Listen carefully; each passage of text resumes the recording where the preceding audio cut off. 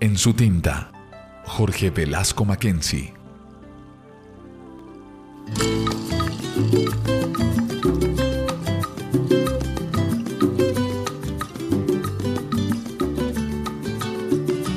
El negro Velasco primero empezó con la cuestión esta de la experimentación del habla local, que es un poco una herencia del grupo Psicoseo de los años 70.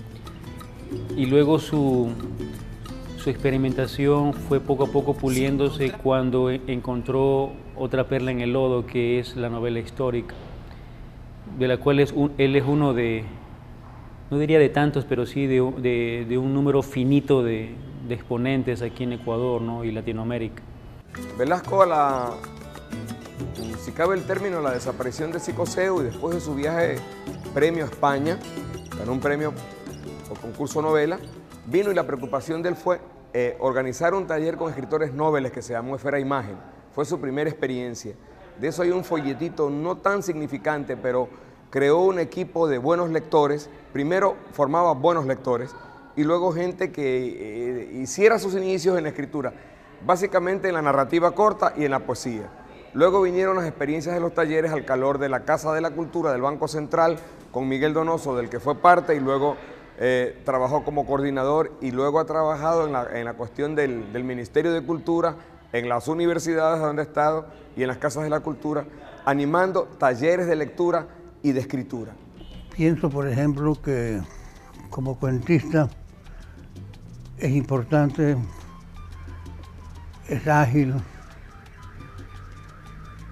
muy metido en las cosas cotidianas, pero que su obra más importante está en la novela. Y de esas novelas, El Rincón de los Justos es la primera, en donde sobre todo hace una incursión en el lenguaje, pero el lenguaje desde adentro, no como una cuestión exterior, sino desde adentro mismo, desde su naturaleza misma, desde el lenguaje como identidad. El léxico, las actitudes de los personajes están vinculados con Juan Pueblo, que es el personaje que representa a Guayaquil. Por ejemplo, aquí a la vuelta había un café, el Montreal. Por la cercanía a la Casa de la Cultura, íbamos a reunirnos los escritores, los artistas, y resultaron la mar de anécdotas que él las recuerda en su novela y como creador las ha recreado.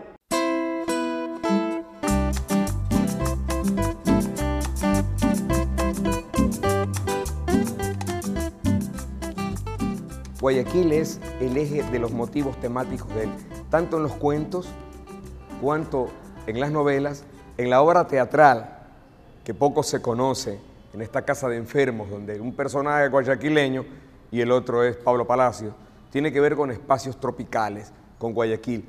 Él tiene una especie de sonsonete que tiene que ver, y siempre discutimos con eso, el dueño de la ciudad de los manglares, de los incendios y los piratas. Siempre estamos riéndonos y gozando de aquello, ¿no?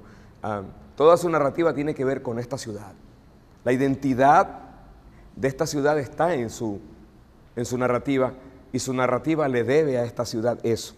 Se construye un mundo de ficción distinto, con una problemática diferente, con agudos problemas, sobre todo urbanos y urbano-marginales, y yo creo que la obra de él se inserta perfectamente dentro de lo que han hecho en el Ecuador y en Hispanoamérica muchos autores contemporáneos. Renunciar, digamos, ya al plano lentamente, paulatinamente, porque pienso en que en Tambores para una canción todavía está ligado a lo legendario, ¿no? O en Raimundo y la creación del mundo. Pero en otras piezas relatísticas, él va centrándose sobre todo en la parte más humana, en la parte más coyuntural, que tiene que ver en esa famosa relación entre el hombre y el medio urbano, que es tan dura, tan cruel a veces, tan exigente, siempre tan sacrificada.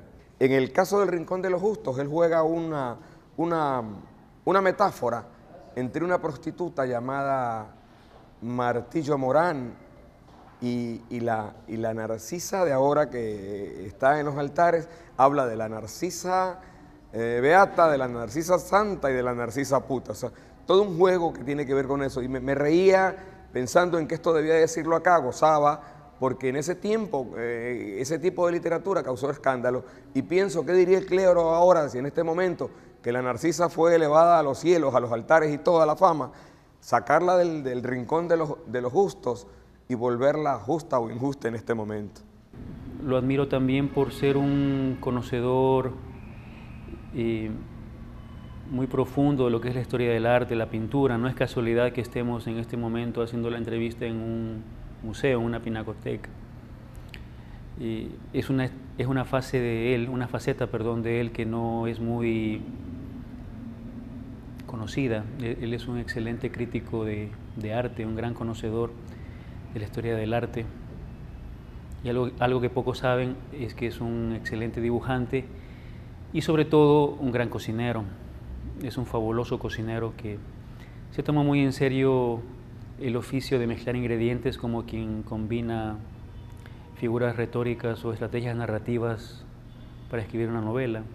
Velasco Mackenzie es un hombre que busca, que está en una constante búsqueda, que no se repite. Es un escritor que arriesga. Y puesto que es un escritor que arriesga, es un escritor que probablemente va a quedar.